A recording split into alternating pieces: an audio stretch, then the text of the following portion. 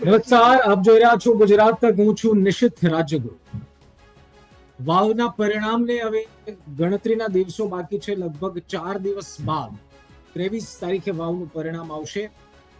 વાવના મતદાન બાદથી અમે સતત 4 દિવસથી એક સિરીઝ ચલાવી રહ્યા છીએ વાવ પર, જેને અમે નામ આપ્યું છે ઓપરેશન વાવ. આજે ઓપરેશન વાવનો 5મો ભાગ છે. રોજ પત્રકારો સાથેની ચર્ચામાં એવી વાતના 4 ભાગમાં ખુલાસા થયા છે, જેની વાતોના આજ સુધી સામાન્ય જનતાને ખબર છે, ના આજ સુધી કોઈના કાન સુધી આ વાતો પડી છે. એવા ઓપરેશન જે રાજકીય પક્ષોએ બંધ બારણે બહાર પાડ્યા. પોતાના તરફ મતદારોને ખેંચવા માટે જે કંઈ પણ પ્રયાસો બંધ બારણે થયા, એ વાતોના એક કરીને ખુલાસા અમે કરી રહ્યા છીએ. જો આપને કોઈ સવાલ હોય, હું પ્રોગ્રામની શરૂઆતમાં જ કહી દઉં, આપને કોઈ સવાલ હોય તો કમેન્ટ બોક્સમાં જરૂર લખજો. તમારું નામ લખવાનું ભૂલતા નહીં. ચર્ચાની શરૂઆત કરીએ. અમારી સાથે 2 પત્રકારો જોડાયા છે, 2 પત્રકાર મિત્રો અમારી સાથે જોડાયા છે, રાજ ગજ્જર, અને અમારી સાથે જોડાયા છે પત્રકાર અમારા બંધુ પરેશ પઢિયાર. આ બંને મહાનુભાવનું સ્વાગત છે. સૌથી પહેલા રાજ, 4 ભાગ કર્યા. 4 ભાગમાં વાવની જનતાનો, બનાસકાંઠાની જનતાનો, ગુજરાતની જનતાનો ખૂબ સારો પ્રતિસાદ મળ્યો. લગભગ આ 4 ભાગ મેળવ્યો તો લગભગ 1 લાખથી પણ વધુ લોકોએ આ વિડીયો જોયા છે. પરંતુ 5મા ભાગમાં કોઈક ઇન્ટરેસ્ટિંગ વાત કરવી છે. એવી ઇન્ટરેસ્ટિંગ વાત જે કદાચ આજ સુધી કોઈ પત્રકાર મિત્રોનું ધ્યાન ઓછું ગયું હશે, એ છે ઇન્ટરકોમનું મહત્વ અને અપક્ષ ઉમેદવાર માવજી પટેલ સિવાય. કારણ કે ઘણી બધી વખત આપણે ચૂંટણીઓમાં જોયું છે કે રાજકીય પક્ષો કેટલાક મત તોડવા માટે જાતે જ કોઈ અપક્ષ ઉમેદવારને મેદાને ઉતારી દે છે. આ વખતે વાવમાં એવી કોઈ ઘટના છે, અથવા તો વાવમાં એવો કોઈ ઓપરેશન રાજકીય પક્ષોએ બહાર પાડ્યું જેને લોકોએ પોતાના ઉમેદવાર સમજીને મત આપ્યા? એ ઉમેદવાર પરિણામ પછી કદાચ કોઈ પક્ષના ઝંડા નીચે ઉભેલા એવું બને? જી નીતિશભાઈ, મહત્વની વાત કરી આપે કે આપણો જે એપિસોડ છે ઓપરેશન વાવ, ને ઓપરેશન વાવનો આ 5મો ભાગ છે, જેમાં સતત તમે અમને પણ તમારી સાથે જોડ્યા, સંવાદ કરવાનો મોકો આપ્યો. મહત્વની વાત તો એ છે કે ઓપરેશનો જ્યારે ચૂંટણી આવતી હોય છે ત્યારે ઓપરેશનો થતા હોય છે. અને તમે જે વાત કરી માવજીભાઈની, તો અત્યારે આપણે એવું કોન્ફિડન્સ સાથે ન કહી શકીએ, પરંતુ ચોક્કસથી માવજીભાઈ અપક્ષ લડ્યા છે એ 100% બહુ મોટું ઓપરેશન છે. હવે એ ભાજપે ઓપરેશન કર્યું છે કે કોંગ્રેસે કર્યું છે, એ આપણે હજુ વહેલું પડે છે કહેવાનું, પણ ચોક્કસથી માવજીભાઈ અપક્ષ લડ્યા છે. રાજ, મારી જે વાત છે માવજી પટેલ સિવાયના ઉમેદવારોની વાત છે. જે બાકી અપક્ષ ઉમેદવારો લડે છે, જેની પર ધ્યાન કોઈનું જતું નથી, પરંતુ એ 8-10 ઉમેદવારો, અપક્ષ ઉમેદવારો એવા હોય છે જે 500, 1000, 2000, 3000 મત લઈ જતા હોય છે. હું આવા ઉમેદવારોની વાત કરું છું કે સામાન્ય રીતે અપક્ષમાં કેટલાક રાજકીય પક્ષો પણ પોતાના જ લોકોને અપક્ષ દાવેદારી કરાવતા હોય છે, સામાજિક સમીકરણ સેટ કરવા માટે. તો વાવમાં આ વખતે એવું કંઈ જોવા મળ્યું? એવા કોઈ ઉમેદવાર જોવા મળ્યા જેની પર એવી નજર રખાતી હોય કે આ કદાચ કોઈ રાજકીય પક્ષના સપોર્ટથી છે? ચોક્કસથી એવા આજ તો કોઈ જે આમ તો ટોટલ ઉમેદવારો 10 જેટલા મેદાનમાં હતા. આપણે દર વખતે 3 ઉમેદવારોની જ વાત કરી છે, પરંતુ બીજા પણ 7 જેટલા ઉમેદવારો મેદાનમાં હતા, ચોક્કસથી અપક્ષમાં લડતા હતા.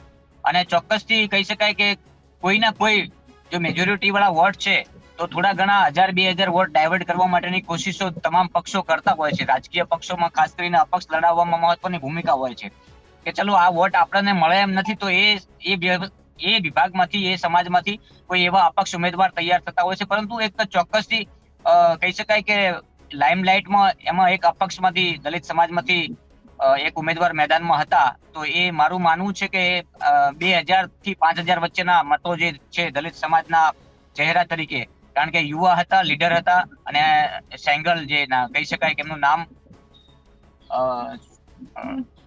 લગભગ દલિત સમાજમાંથી હતા એટલે ચોક્કસથી એ લાઇમલાઇટમાં રહ્યા છે. તો મારું માનવું છે કે દલિત સમાજના વોટો ડાયવર્ટ થયા હોય ને આ કદાચ ઓપરેશન ભાજપે પણ કર્યું હોય. એનું કારણ છે કે દલિત સમાજની વોટ બેંક ખાસ કરીને પહેલેથી જ કોંગ્રેસની હોય છે.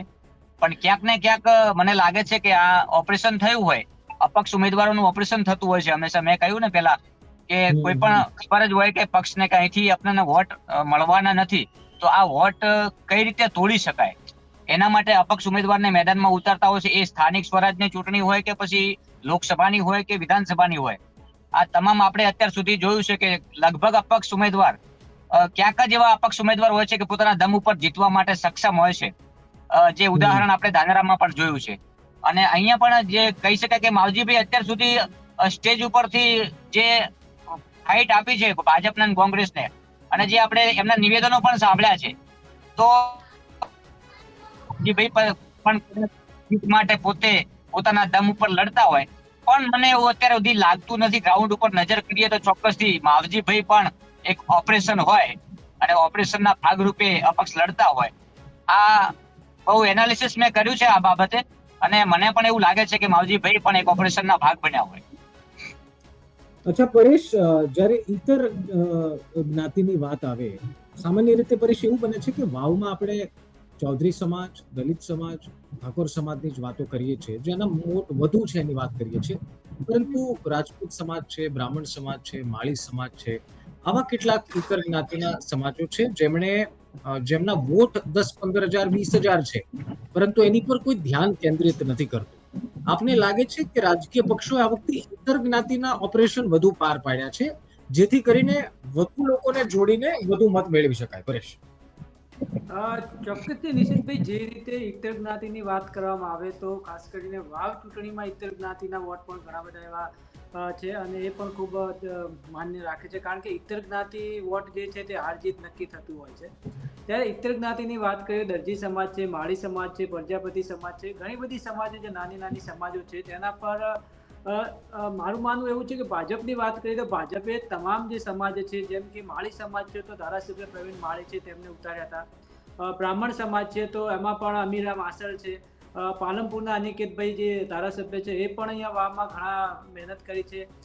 જે સમાજના, જેમ કે નૌકાબેન પ્રજાપતિ છે તો પ્રજાપતિ સમાજમાં તેમની પણ પકડ હતી, તેમને પણ મેદાનમાં ઉતાર્યા હતા. એવા કનુભાઈ વ્યાસ છે બ્રાહ્મણ સમાજમાંથી, એને પણ મેદાનમાં હતા. એટલે જે નાની સમાજ છે તે સમાજ, જે ઇતર સમાજ છે, જે ઇતર સમાજને પણ ખૂબ ભાજપે તો ધ્યાન રાખ્યું છે મને એવું લાગે છે, કારણ કે તેમને દરેક સમાજના જે લોકો છે તે જે સમાજ સાથે જે સંકળાયેલા હોય છે, જેમ કે પાર્ટી સાથે સંકળાયેલા હોય છે, તે તમામ લોકોને મેદાને ઉતાર્યા હતા અને એ જ સમાજના લોકોને, એ સમાજને મનાવવાનો પ્રયાસ કર્યો હતો, વોટ માટે પણ પ્રયાસ કર્યો હતો. એટલે કે ઇતર જ્ઞાતિ ઉપર ભાજપ સરકારે તો આ વખતે જોર રાખ્યું છે. કોંગ્રેસની વાત કરીએ તો કોંગ્રેસમાં સરકારે પણ ઘણી બધી એવી કહી શકાય કે આમાં મહેનત કરી છે. આખું મંડળ અહીંયા ઉતર્યું હતું. કોંગ્રેસમાંથી પણ મોટા નેતાઓ પણ અહીંયા દિલ્હીથી પણ અહીંયા આવ્યા હતા, તેઓ પણ ખૂબ સારી મહેનત કરી છે. ભાજપના પણ નેતાઓએ મહેનત કરી છે. ખાસ કરીને ઇતર સમાજની વાત કરીએ તો રબારી સમાજમાંથી ગુવાભાઈ દેસાઈને અહીંયા ભાજપમાંથી લાવવામાં આવ્યા હતા. આ બાજુ કહી શકાય છે કે ઠાકરસિંહ રબારી છે, તેઓ પણ રબારી સમાજમાંથી મહેનત કરી. ઇતર સમાજનું પણ ધ્યાન આ વખતે ચૂંટણીમાં રખાયું છે. તેમની પાસે પણ મહેનત વોટ માંગવામાં કરી છે અને મનાવવાનો પણ પ્રયાસ કર્યો. ક્યાંક ને ક્યાંક વોટ વધારે વધુ ખેંચાય તે માટે પણ ઇતર સમાજનું પૂરું ધ્યાન આ વખતે ચૂંટણીમાં રખાયું છે. જી નિશિત.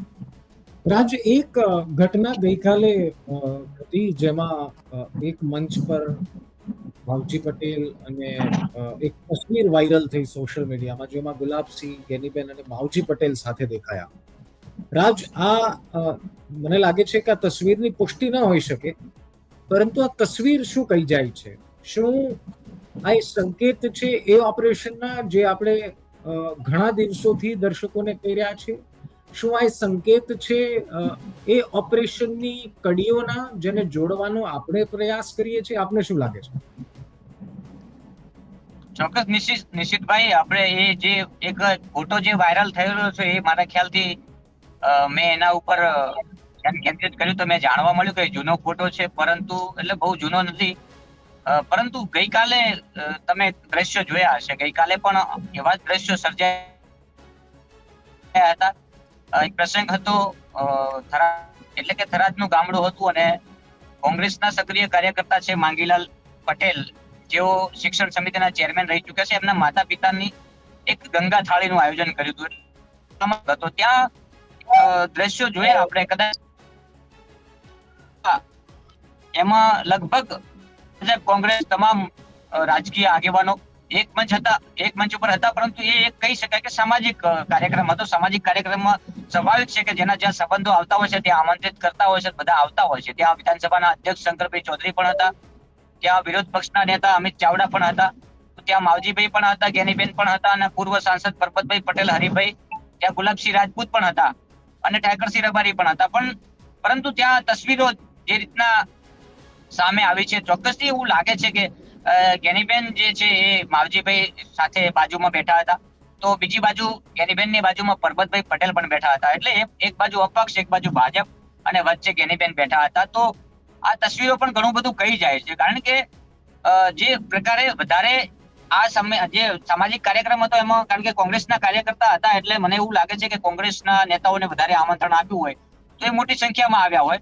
પરંતુ ક્યાંક અહીંયા વિધાનસભાના અધ્યક્ષ પણ આવ્યા હતા, અને ખાસ કરીને શિક્ષણની વાતો થઈ. અહીંયા કોઈ એવી રાજકીય વાતો નથી થઈ, પરંતુ તેમ છતાં અંદાજ લગાવી શકાય.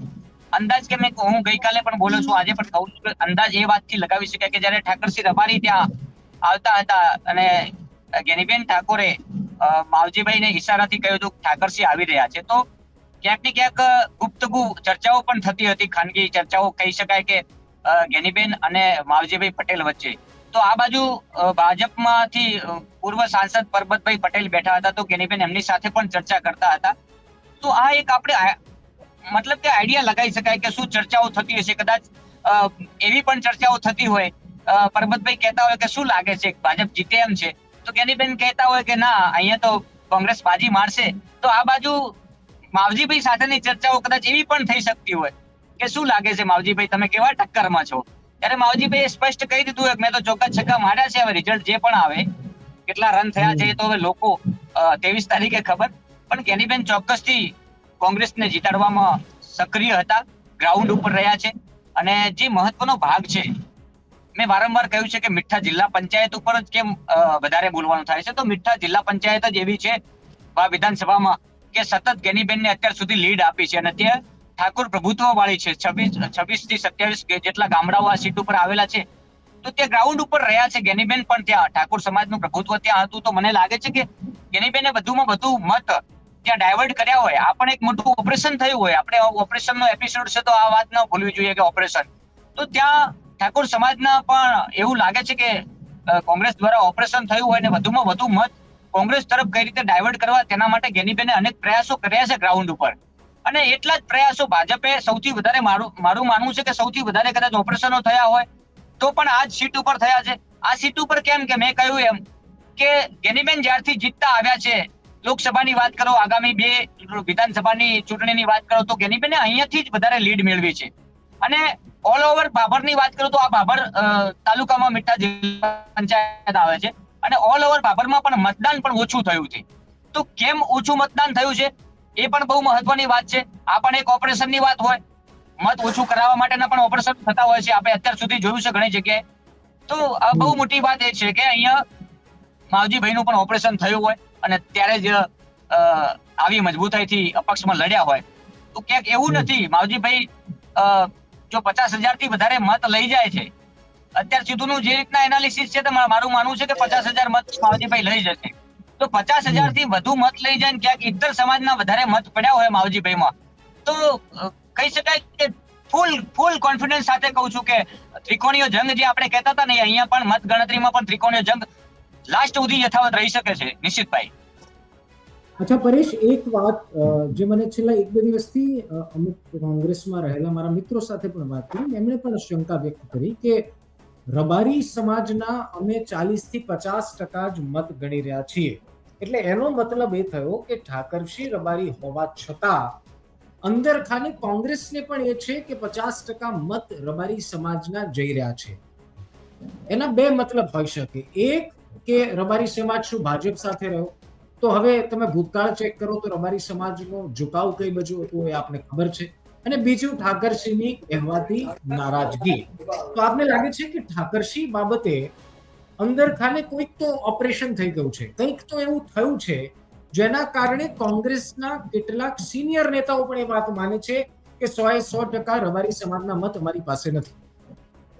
ચોક્કસથી આ વખતે રબારી સમાજના કદાચ બધા વોટ કોંગ્રેસ સાથે નહીં રહેવાનું કારણ એક એવું છે કે આ વખતે અપક્ષમાં પણ ઘણા બધા મત રબારી સમાજના ગયા છે. એનું કારણ છે કે આ વખતે ઠાકરસિંહનું નામ છેલ્લે સુધી ટિકિટમાં હતું, ઠાકરસિંહ રબારીનું, પણ છેલ્લે કદાચ એમની ટિકિટ ના મળી, તેના કારણે પણ નારાજ સમાજ થઈ શકે, કારણ કે એકને એક સમાજને વારંવાર ટિકિટ આપી, કારણ કે ગેનીબેન પછી ગુલાબસિંહને ટિકિટ આપી છે, તો ગુલાબસિંહ અને ઠાકરસિંહનું નામ જ્યારે મોકલે હતું તો ઠાકરસિંહને પણ એવું આશા હતી કે આ વખતે એમને ટિકિટ મળે, પણ છેલ્લે ટિકિટ ના મળતા તો એવું પણ આપણે જોઈ શકતા હતા કે ઠાકરસિંહ છે સુધી નારાજ તો રહ્યા જતા ટિકિટને લઈને. ચલો છેલ્લે એમને મનાવવાનો પ્રયાસ થયો, માની ગયા છે, પણ સમાજ ક્યાંક ને ક્યાંક એ મનમાં રાખીને કદાચ ભાજપ સાથે વોટ તો આટલા બધા રબારીઓ તો નહીં મળે, પણ અપક્ષમાં પણ વોટ આ વખતે રબારી સમાજના ગયા છે, એટલે ક્યાંક ને ક્યાંક રબારી સમાજના વોટનું આ વખતે વિભાજન થયું છે. જે ચોક્કસથી કહી શકે કે મને કોંગ્રેસને આટલા વોટ મળ્યા છે એ વસ્તુ તો હું નથી માનતો કે કોંગ્રેસને પૂરા વોટ મળ્યા હોય, પણ આ વખતે 50% વોટ રબારી સમાજના અપક્ષમાં અને ભાજપમાં તો આ વખતે ચોક્કસથી ગયા જ છે. કારણ કે એક કારણ એનું એ પણ હોઈ શકે છે ભાજપમાં મળવાનું, કારણ કે આ વખતે ગોવાભાઈ કોંગ્રેસમાંથી ભાજપમાં આવ્યા અને ભાજપમાં એમને મહેનત કરી હોય. બીજી વસ્તુ કે માવજીભાઈ પટેલનો પણ હવે ગામડાઓમાં રબારી સમાજ સાથે પણ બહુ સારા સંબંધો રહ્યા છે, તેઓ પણ સારી રીતે સમાજમાં રબારી સમાજ અને ઇતર સમાજમાં પણ રહ્યા છે અને એમના પણ બહુ સારા સંબંધો ગામડામાં રહ્યા છે. એના કારણે પણ ક્યાંક ને ક્યાંક એમના સંબંધ અને એના કારણે પણ કહી શકાય છે કે રબારી સમાજના મત આ વખતે અપક્ષમાં પણ ગયા હોય, ભાજપમાં પણ કદાચ ગોવાભાઈના કારણે રહ્યા. ત્રીજી વસ્તુ કે આ વખતે જે રીતે રબારી સમાજમાં ક્યાંક ને ક્યાંક રોષ હતો, થોડોક એમને ટિકિટ ના મળવાના કારણે ક્યાંક ને ક્યાંક અસંતોષ હતો, તેના કારણે પણ થોડાક વોટ આ વખતે ડાયવર્ટ થયા એવું મને નિશ્ચિત લાગે છે. કારણ કે વારંવાર ટિકિટની વાત જ્યારે રબારી સમાજે કરી અને વારંવાર જાહેર મંચથી પણ ઠાકરસિંહ રબારીએ કીધું હતું કે આ વખતે મોટો સમાજ છે, કહી શકાય છે કે જે ટિકિટ વારંવાર જે અન્યાય થયો છે, ભાજપમાંથી પણ એમને ટિકિટ નથી કોઈ રબારી સમાજને આપવામાં આવી, આ વખતે કોંગ્રેસમાંથી એમને માંગ કરી હતી, કોંગ્રેસમાં એમને આશા અપેક્ષાઓ હતી કે રબારી સમાજના ઠાકરસિંહને ટિકિટ આપે, પણ એ ટિકિટ કપાવવાના કારણે પણ ક્યાંક રબારી સમાજમાં અસંતોષ હોય ને જેના કારણે ક્યાંક થોડા મત એમને કોંગ્રેસને ના મળે હોય અને અપક્ષમાં ગયા હોય અને ભાજપમાં ગયા એવું પણ બને છે. રબારી સમાજમાંથી ગોવાભાઈ દેસાઈએ પણ ખૂબ સારી મહેનત, સંજયભાઈ દેસાઈ જે છે તેઓ પણ સારી મહેનત અહીંયા બનાસ વાવ સીટ પર કરી છે ભાજપમાંથી થોડાક મત, કારણ કે 2-5% તો સંબંધ અને જે પોતાના કહી શકાય છે કે સમાજનો કોઈ વ્યક્તિ હોય, આગેવાન હોય, તે જ્યારે વિનંતી કરતા હોય તો એ વોટ થોડા કપાઈને ભાજપને મળ્યા હોય, કારણ કે બે જે કહી શકાય છે બે નેતા મોટા નેતા છે, ગોવાભાઈ બહુ સિનિયર માણસ છે, એમનું પણ વાત ક્યાંક રબારી સમાજે ધ્યાનમાં રાખી હોય, કારણ કે ક્યાંક ને ક્યાંક સમાજને ભાજપે કોઈ પણ પાર્ટી કંઈક આપતી હોય ત્યારે સમાજના લોકોનું માનતા હોય છે, એટલે કદાચ એ વોટ કાપવામાં સક્ષમ રહ્યું હોય એટલે ભાજપને પણ આ વખતે રબારી સમાજના મત મળે એવું મને લાગી રહ્યું છે અને થોડા ઘણા વોટ અપક્ષ પણ લઈ ગયું છે રબારી સમાજ. એટલે આ વખતે જે રીતે કોંગ્રેસ કહી રહી છે કે રબારી સમાજના પૂરતા વોટ કોંગ્રેસને મળ્યા છે એવું મને નથી લાગતું નિશ્ચિત, કારણ કે આ વખતે ડાયવર્ટ વોટ થયા છે, બંને બાજુ ડાયવર્ટ વોટ થયા છે. અચ્છા રાજ, આખી ચૂંટણીમાં કોઈ એક તો એવી અજુગતી બાબતે તમારા ધ્યાને આવી હશે જે કદાચ જનતા સુધી રાજ પહોંચી નહીં હોય, જેમ કે ભમરાજી સાથે જ્યારે પહેલી વખત પહેલા ભાગમાં ડિબેટ થઈ, મને લાગે છે રાજ ત્યારે પણ જોડાયેલા હતા, તો તેમણે એક વાત કરેલી કે મેં સ્વરૂપજીને એકલા પ્રચાર કરતા, એકલા ગાડી લઈને રોડ ઉપર પ્રચાર કરવા નીકળતા જોયેલા, જે સામાન્ય રીતે ભારતીય જનતા પાર્ટી જેવા પક્ષ માટે થોડી અજુગતી બાબત છે કે ઉમેદવાર એકલા ગાડી લઈને ફરતા હોય અને ગામે ગામ ફરતા હોય. એવી કોઈ અજુગતી બાબત રાજ તમારા ધ્યાને આવી છે, એવી કોઈ અલગ બાબત અથવા તો એવા કોઈ ઓપરેશનની વાત જે તમે ચૂંટણી બાદ તમારી નજરે ખુદ ગ્રાઉન્ડ પર હવે જોઈ રહ્યા છો, ત્યારે કદાચ એ શંકા હોય પરંતુ એ શંકા હવે હકીકતમાં બદલતી દેખતા હોવા? નિશિતભાઈ, બહુ મોટી અજુગતી વાત છે, કદાચ કોઈને ધ્યાને પણ નહીં ગઈ હોય એવી વાત છે.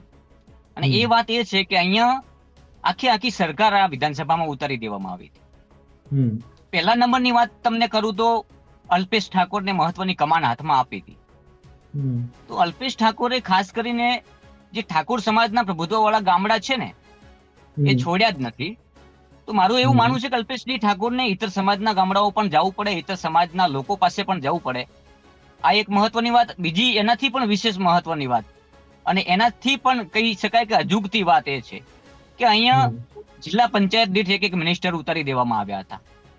તો ગ્રાઉન્ડ ઉપર ખાસ કરીને જે કાર્યકર્તાઓ છે, સ્થાનિક કાર્યકર્તાઓ છે, એની વાત કરું છું, તો એ કાર્યકર્તાઓ માત્ર ને માત્ર 4-5 કાર્યકર્તાઓને ન ગણવા જોઈએ કે જેઓ ગ્રાઉન્ડ ઉપર હતા, પરંતુ બીજા એમને છોડીને બીજા ઘણા બધા જે સ્થાનિક કાર્યકર્તાઓ હોય છે, સ્થાનિક ચૂંટણીમાં હોય છે, જિલ્લાના પણ કેટલાક કાર્યકર્તાઓ હોય છે, એ માત્ર ને માત્ર એ ગ્રાઉન્ડ ઉપર માત્ર ને માત્ર એ મિનિસ્ટરોની ચારે બાજુ ફર્યા જ છે, ગ્રાઉન્ડ ઉપર નથી ગયા. ઘણા બધા એવા બીજેપીના કાર્યકર્તાઓ છે કે જેઓ ગ્રાઉન્ડ ઉપર ગયા જ નથી. આ સત્ય સનાતન છે ને, સ્વીકારવું પણ જોઈશે લોકોને કે માત્ર એ જે મિનિસ્ટરો આવ્યા હતા અહીંયા, મંત્રીઓ, એમની આજુબાજુમાં એમની સેવા ચાકરી કરવામાં જ રહ્યા છે. મારું માનવું છે કે આ રીતના મત માંગવા ગયા હોત તો વધુ મત પરિવર્તિત ભાજપમાં થઈ શકતા હતા. કેટલીક જગ્યાએ તો મેં આપને પહેલા પણ કીધું છે ને અત્યારે પણ કહું છું કે ખાટલા બેઠકોમાં પણ એવી ચર્ચાઓ થતી હતી, ભાજપના આગેવાનો ત્યાં જાય એટલે સામેવાળા લોકો પૂછતા હતા કે ઉમેદવાર ક્યાં છે, તો સ્વરૂપજીને કેમ સાથે ના રાખ્યા ઘણી બધી જગ્યાએ. અચ્છા, આ સવાલ, આ દ્રષ્ટિકોણ હું પરેશ પાસેથી પણ લેવા માંગુ છું. મને લાગે છે રાજ, આપણે આ મુદ્દા ઉપર ચર્ચા કરી હતી. પરેશ, તમે પણ ગ્રાઉન્ડ ઉપર હતા. શું એવી વાતની જે ચર્ચાઓ થઈ રહી છે કે ભારતીય જનતા પાર્ટીએ જાતે કરીને ક્યાંક મહેનતમાં કચાશ રાખી છે, એ વાતમાં દમ લાગે છે? કારણ કે સ્વરૂપજીનું એકલા પ્રચારમાં દેખાવું, ખાટલા બેઠકોમાં સિનિયર નેતાઓનું જાવું, પરંતુ સ્વરૂપજીનું ગેરહાજર રહેવું, બહાર રહેલા વોટર્સને જ્યારે વોટિંગ કરવા માટે લાવે છે, જ્યારે બૂથ લેવલનું મેનેજમેન્ટ માટે જે ભારતીય જનતા પાર્ટી વખણાય છે, એ પણ ન દેખાવું, આ બધી વાતો શું સૂચવે છે? શું લડ્યા પહેલા હાર માની લીધી કે પછી કંઈક રણનીતિ જ અલગ હતી ભાજપની આવું કરવા પાછળ? નિશિતભાઈ, મને એવું લાગે છે કદાચ એક અલગ રણનીતિથી આ વખતે ભાજપ મેદાનમાં ઉતરી હોય, કારણ કે સ્વરૂપજી સાથે બીજા માણસોને જોડાવવું એ હું નથી માનતો. કારણ કે સ્વરૂપજી પોતે પ્રચાર કરી શકે છે, એની સાથે કદાચ 2-3 કાર્યકર્તાઓ રહી શકે છે, એની સાથે બીજા રાજકીય નેતાઓને જવું. કારણ કે હું 2-3 સભાઓમાં સ્વરૂપજીને ગયો હતો, ત્યાં કદાચ પરબતભાઈ પટેલ એમની સાથે તો હતા જ, મેં પણ જોયા છે એમની સાથે.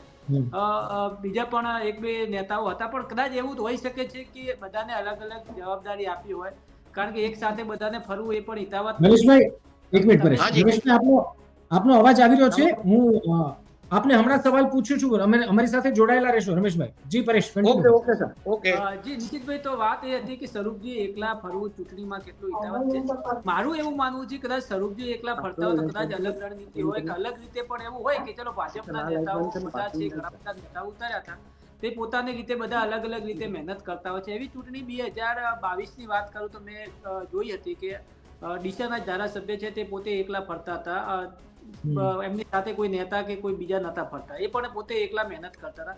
કારણ કે એ વખતે એવી રણનીતિ ઘડાઈ હતી કે તમામ જે કાર્યકર્તાઓ છે, જે નેતાઓ છે, જે પણ અહીંયા છે મહેનત કરે છે, એમને અલગ અલગ જવાબદારી સોંપાઈ હતી કે એ વિસ્તારમાં અલગ અલગ વિસ્તારમાં ફરે. કારણ કે એક સાથે ફરવું એ એક સાથે એક જગ્યા જ પ્રચાર થતું હોય છે, પણ બીજા ઘણા બધા એવા નેતાઓ છે, બધા એક સાથે ફરતા એના કરતા બીજા 2-4 જગ્યાએ ડાયવર્ટ થતા બીજા 2-4 ગામડાઓ ફરી શકે. કારણ કે વાવ સીટ એ એટલી મોટી સીટ છે કે વાવમાં 3 તાલુકાઓ છે. આ વિધાનસભામાં સુઈગામ તાલુકો છે, વાવ તાલુકો છે અને બાબર તાલુકો છે. અને આપણે પણ નિશિતભાઈ આપણે રિપોર્ટિંગમાં સાથે ફર્યા તો એકથી બીજા વિસ્તાર જેવા 30 થી 35 કિલોમીટરનો અંતર હોય છે. એટલે શક્ય છે કે આટલા ટૂંકા ગાળામાં આટલી જગ્યાઓ ના ફરી શકાય, એટલા ગામડાઓ ના ફરી શકાય. કારણ કે 3,10,000 જેટલા વોટર્સો આ સીટ પર છે. સાથે સાથે અહીંયા ઘણા બધા ગામડાઓ છે ને ગામડાઓનું ડિસ્ટન્સ ખૂબ મોટું છે. એટલે કે કદાચ સ્વરૂપજીથી એક ગામડાઓ 2-4 ગામડાઓ રહી ગયા હોય તો બીજા નેતાઓ કવર કરી શકે. એટલે ભાજપનું કદાચ એવી રણનીતિ હોય કે તમામ ગામડાઓ સુધી પ્રચાર કરવા પહોંચવું, ભલે ઉમેદવાર ત્યાં ના પહોંચી શકે તો બીજા જે કાર્યકર્તાઓ છે, નેતાઓ છે, જે બહારથી નેતાઓ એ પણ ફરી શકે. એટલે ગામવાળાને એવું ના લાગે કે મારા ગામમાં ભાજપમાંથી કે કોંગ્રેસમાંથી પ્રચાર કરવા કોઈ આવ્યું નથી, એટલા માટે કરીને કદાચ ડિવાઈડ થયા હોય કે ઓકે, એક અલગ રણનીતિ ભારતીય જનતા પાર્ટીની હોઈ શકે. અને એ પાછળનું લોજિક જે પરેશ આપ આપી રહ્યા છો મને લાગે છે સાચું પણ છે, કારણ કે વિસ્તાર પ્રમાણે સૌથી મોટો જિલ્લો છે ને એમાં પણ વાવ વિધાનસભા બેઠકમાં હું વ્યક્તિગત રીતે ફર્યો છું. ખૂબ લાંબુ અંતર હોય છે, એક ગામથી બીજા ગામ પહોંચવું પણ થોડી કનેક્ટિવિટી, તમારી પાસે કાર હોય તો તમે એક ગામથી બીજા ગામ આસાનીથી જઈ શકો. અને આવી વસ્તુઓમાં ડિવાઈડ સામાન્ય રીતે કામ ને વર્ક ડિવાઈડ થતું હોય છે. રમેશચંદ્ર પંડ્યા, એક વરિષ્ઠ પત્રકાર અમારી સાથે જોડાયા છે. રમેશભાઈ, સ્વાગત છે સૌથી પહેલા તો ગુજરાત તક પર. રમેશભાઈ, સૌથી પહેલો સવાલ, વાવમાં શું લાગી રહ્યું છે પંડ્યા સાહેબ આપને? શું આ ત્રિકોણીય જંગ છે કે પછી જેવું દેખાય છે એવું પિક્ચર નથી, એક સાઈડની રમત છે, વન સાઇડેડ ગેમ છે? રમેશભાઈ. નિશિતભાઈ, પહેલા તો આપનો ખૂબ ખૂબ આભાર કે આપે મને આ તક આપી છે. હવે વાવ મતદાર વિસ્તારની આપણે વાત કરીએ તો સામાન્ય રીતે બધી ચૂંટણીઓ એ રાજકીય પક્ષોના નામે લડાતી હોય છે, પરંતુ આ ચૂંટણી જે છે એ વ્યક્તિગત ધોરણે અને કોઈ વ્યક્તિ વિશેષના નામે ચૂંટણીઓ લડાવવામાં આવી છે.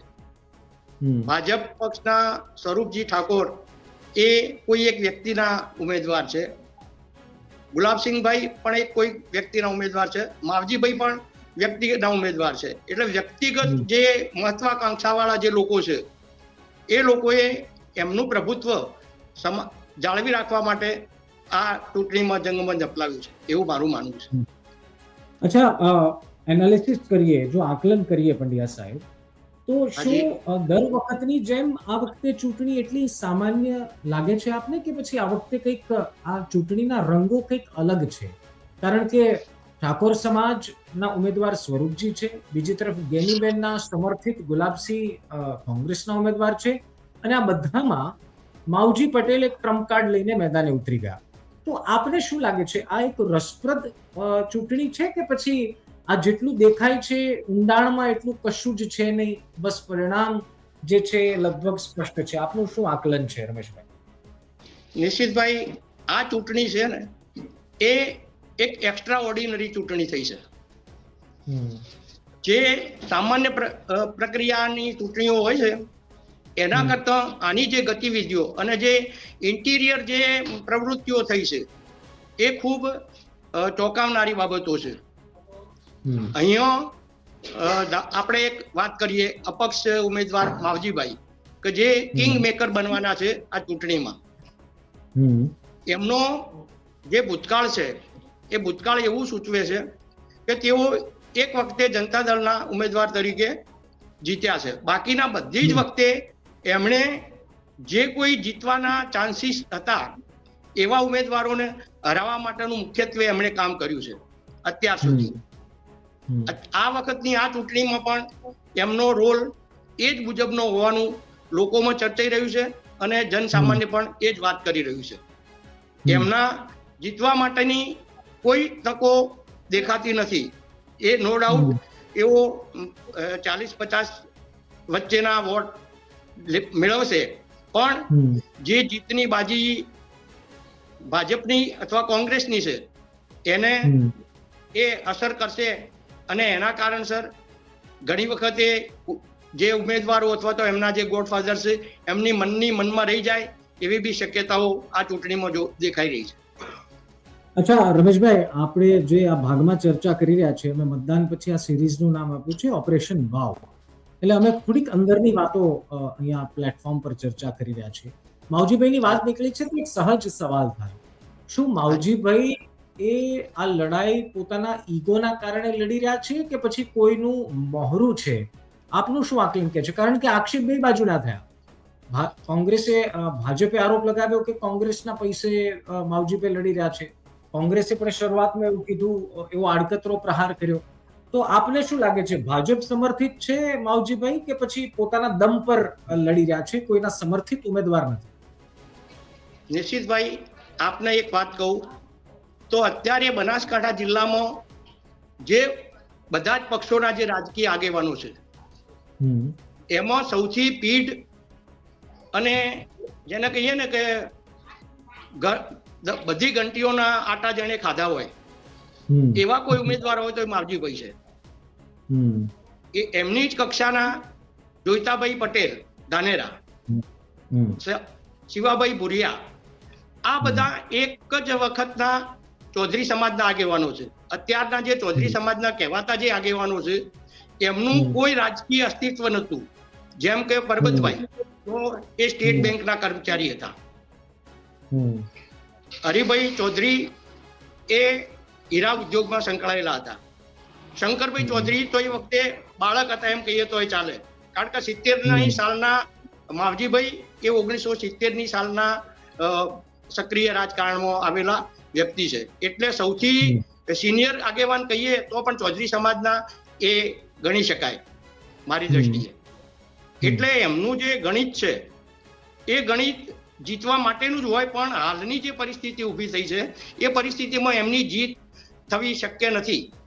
અને જે ચૌધરી સમાજના જે વોટ છે એ લોકોમાં જે ચર્ચાય છે, અને આપણે બી જે અવલોકન કર્યું છે કે હમ.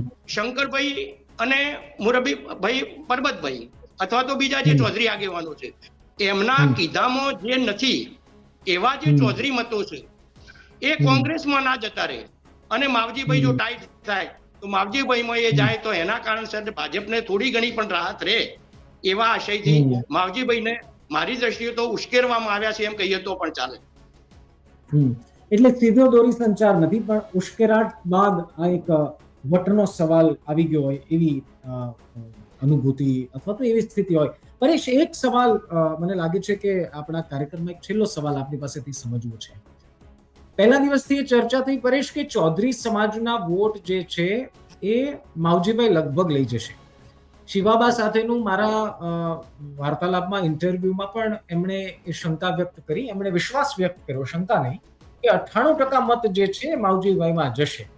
પરંતુ છેલ્લા 2 દિવસમાં શંકર ચૌધરીએ જે પ્રચાર કર્યો, છેલ્લા 2-3 દિવસમાં જે ઓપરેશન પાર પડ્યા વાવમાં, આપને લાગે છે કે પૂરતા છે આ પરિસ્થિતિને બદલવા માટે કે એનાથી કોઈ ફરક નથી પડવાનો? કારણ કે શંકર ચૌધરી એક મોટું નામ છે ચૌધરી સમાજમાં, એક મોટા નેતા છે, અને એણે જે ભાષાનો ઉપયોગ કર્યો, જે તેજાબી ભાષણ કર્યા, આપને લાગે છે પૂરતા છે? એમણે ચૌધરી સમાજના કેટલાક મત તો ડાયવર્ટ કરી દીધા હશે. નિશિતભાઈ, શંકરભાઈ ચૌધરી જે રીતે છેલ્લે રમેશભાઈ, આવું છું તમારી પાસે. જે રીતે માર્કેટમાં આવ્યા અને તેમને પ્રચાર પ્રસાર કર્યો છે એનાથી ચોક્કસથી હું તો કહું 10-15% વોટનો ફરક ચૌધરી સમાજનો પડ્યો છે. નિશ્ચિતભાઈ, કદાચ મને એક અંદરની વાત મને એવું લાગે છે કે ચૌધરી સમાજના વોટ જે છે તે અપક્ષમાં પડ્યા એ કદાચ ભાજપ માટે સારી વાત હું એટલા માટે માનું છું. નિશ્ચિતભાઈ, જ્યારે ટિકિટ આપવાની વાત આવી હતી, ચૌધરી સમાજ અને ઠાકોર સમાજ બંનેના ઉમેદવાર ટિકિટ માટે બંને હરોળમાં હતા અને બંનેને ટિકિટ માટેની જ્યારે વાત થઈ હતી, કારણ કે ચૌધરી સમાજમાં ટિકિટ ના આપે તો ઠાકોર સમાજ નારાજ થાય એવું હતું, ઠાકોર સમાજને ભાજપ જો ટિકિટ ના આપે તો ચૌધરી સમાજ નારાજ એવું હતું, અને આખરે ઠાકોર સમાજને ટિકિટ આપી ત્યારે ચૌધરી સમાજ ક્યાંક ને ક્યાંક નારાજગી જોવા મળી હતી. હવે તમે વિચારો કે ચૌધરી સમાજમાંથી માવજીભાઈ પટેલને ઊભા ના રાખવામાં આવ્યા તો આ વોટ શેમાં પડે? કારણ કે આ વોટ જે છે એ કદાચ મને એવું લાગે કે કોંગ્રેસમાં જઈ શકતા હતા, જેના કારણે માવજીભાઈ ઉભા રહેવાના કારણે નારાજ ચૌધરી સમાજે કદાચ આ વોટ ભાજપને નહીં આપ્યા, પણ એ અપક્ષમાં ગયા છે. એ કોંગ્રેસને વોટ જતા કદાચ બચ્યા હોય ને અપક્ષમાં વોટ પડ્યા હોય તો કદાચ ભાજપને એ ફાયદો થઈ શક્યો. કારણ કે જ્યારે ચૂંટણી આવે છે ત્યારે વિકાસની વાતો એ બધું ભૂલી જતા હોય છે અને છેલ્લે સમાજ સાથે ચૂંટણી લડાવતી હોય છે. એવી જ વાત આ વાવમાં થઈ છે. સમાજની વાત આવી ત્યારે ઠાકોર સમાજના જે વોટ હતા એ તો ઠાકોર સમાજને કદાચ 2 ભાગ થોડા ઘણા ડાયવર્ટ કોંગ્રેસમાં પણ થયા હશે, પણ ચૌધરી સમાજના વોટ કદાચ ડાયવર્ટ થતા બચ્યા હોય એ અપક્ષને મળ્યા હોય એટલે કદાચ ભાજપને એનાથી મને એવું લાગે છે કે ભાજપને અપક્ષના કારણે થોડો ઘણો ફાયદો જો જીતે તો, જો ભાજપ થોડા ઘણા વોટે જીતે ને તો એ માવજીભાઈ એના માટે આશીર્વાદરૂપ સાબિત થઈ શકે છે. કારણ કે માવજીભાઈ ચૌધરી સમાજના વોટ લઈ શકે, જે નારાજ સમાજ હતો, ચૌધરી સમાજ હતો, એ વોટ માવજીભાઈ લેવામાં સક્ષમ રહ્યા છે, માવજીભાઈ લીધા છે. છેલ્લે શંકરભાઈ જે અમુક એમના વોટ જે હતી વોટ બેંક હતી, શંકરભાઈના સમજાવટના કારણે કે એમને જે તેજાબી ભાષણ આપ્યા છે અને એમની સભાઓના કારણે જે વોટ એમને મળવાના હતા એ પાછા એમને ડાયવર્ટ થયા છે, એટલે ભાજપમાં ડાયવર્ટ થયા છે. મને એવું લાગે છે કે 10-15% વોટ આ વખતે ચૌધરી સમાજના ભાજપને મળ્યા જ હશે અને મળ્યા હશે. જો માવજીભાઈ ના ઉભા રહ્યા હોત તો મને એવું લાગે છે કે કદાચ નારાજ ચૌધરી સમાજ આ વખતે કોંગ્રેસને ટેકો કરે, એવું મને મારા મનથી એવું લાગે છે. મેં એક બે જરા અંદરની વાતો પણ કદાચ ચૌધરી સમાજના લોકો પાસેથી પણ મેં સાંભળી છે, એના માટે હું કહું છું કે અંદરની વાતો આ મેં સાંભળેલી તમને કહું છું કે જો એ એવું કહેવાય છે કે માવજીભાઈ ઉભા રહ્યા તો કદાચ ભાજપને થોડો ફાયદો તો છે જ નિશ્ચિતભાઈ. કારણ કે એનું કારણ એ જ છે કે ચૌધરી સમાજ થોડો તો ટિકિટને લઈને નારાજ હતો. 3-4 ઉમેદવારો ચૌધરી સમાજમાંથી હતા, રજનીશભાઈ હતા, લાલજીભાઈ પટેલ હતા અને માવજીભાઈ પટેલ હતા. ત્રણેય કીધું હતું ફોર્મ ભરવા માટે, ત્રણેય ઉમેદવારો ફોર્મ ભરવા માટે આવ્યા અને આખરે ચૌધરી સમાજની ટિકિટ જાહેર નહીં થઈને ઠાકોર સમાજમાંથી સ્વરૂપજીને જ્યારે ટિકિટ આપવામાં આવી ત્યારે પણ એમાં ક્યાંક ને ક્યાંક નારાજગી જોવા મળી હતી ટિકિટને લઈને. એટલે જ્યારે માવજીભાઈએ બંને ફોર્મ ભર્યા હતા અપક્ષમાંથી પણ ત્યારે માન્ય ફોર્મ રાખ્યો, ભાજપનો કેન્સલ થયું ત્યારે, એટલે એ નારાજગી હતી, એના કારણે આ ફોર્મ ભરવાનો હતો. આ બાજુ લાલજીભાઈ પટેલ હતા જે એપીએમસીમાં પહેલામાં પૂર્વ ચેરમેન હતા, એ ચૌધરી સમાજના આગેવાન છે, એ પણ નારાજગી હતી, એ પણ માવજીભાઈ સાથે જોડાયા હતા. એટલે તમે જોઈ શકો છો કે જો ચૌધરી સમાજમાંથી ઉમેદવાર ઉભા ના રહ્યા હતા ચૌધરી સમાજના વોટ ક્યાં જાય? એટલે સીધી રીતે આમ જોઈએ તમારા લોજિકથી તો એક એવો પ્રયાસ કે ચૌધરી સમાજ નારાજ હોય ને ભારતીય જનતા પાર્ટી સાથે ભલે ન રહે, પરંતુ કોંગ્રેસ સાથે પણ ન રહેવો જોઈએ. એનો ઉપાય શું? તો એનો ઉપાય છે માવજી પટેલ. કદાચ એક આવું પણ ગણિત જે ઘણા દિવસોથી ચર્ચાઈ રહ્યું છે. ખૂબ ખૂબ ધન્યવાદ પરેશ અમારી સાથે જોડાવા બદલ. અને આશા રાખીએ કે આપણે જે ગણિત અને ઓપરેશનની વાત કરી રહ્યા છીએ એનો પ્રતિસાદ અને એનો અવાજ લોકો સુધી પહોંચે. તો પાંચમા ભાગમાં આપણે 2-3 પ્રકારની વાતો કરી, પરંતુ એ સિવાયની એક અંદરની વાત એવી પણ છે કે કોંગ્રેસને પણ ખબર છે કે એમના મત ક્યાં કપાઈ રહ્યા છે. કદાચ કોંગ્રેસ જે ગણિત પ્રમાણે મતદાન સુધી પહોંચ્યું એ ગણિત અંતિમ ઘડીએ વિખેરાયું, એવી અંદરખાને પણ ચર્ચાઓ છે, જેનું એક શ્રેષ્ઠ ઉદાહરણ છે ઠાકરસિંહ રબારી. હવે આ તો છે ને જો અને તોની વાત છે, અને પરિણામ સામે આવ્યા બાદ પણ એ વાતનો ખુલાસો થવો મુશ્કેલ છે. પરંતુ છઠ્ઠા ભાગમાં એટલે કે આવતીકાલ આપણે કેટલાક એવા મુદ્દાની વાત કરવી છે જે મુદ્દાને આજ સુધી કોઈએ લીધા નથી, આજ સુધી જેના પર ચર્ચા થઈ નથી. આવતીકાલનો ઓપરેશન વાવનો છઠ્ઠો ભાગ જોવાનું ચૂકતા નહીં. ફરી મળીશું અને આવી જ અંદરની કેટલીક વાતો, અંદરનું કેટલીક એનાલિસિસ આપના સુધી લઈને પહોંચીશું. ત્યાં સુધી મને એટલે કે નિશિત રાજ્યગુરુને આપો રજા. નમસ્કાર.